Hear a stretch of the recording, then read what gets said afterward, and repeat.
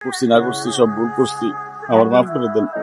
রানী তো আমার সাথে কোনো কথাই বলতেছে না, আপনি একটু কথা করার ব্যবস্থা করে দেন, আমি রানীকে বিয়ে করতে চাই। রানীরও অসুস্থ, হাসপাতালে পড়ে রয়েছে, ওরা এখন তুমি কি বিয়ে করবা?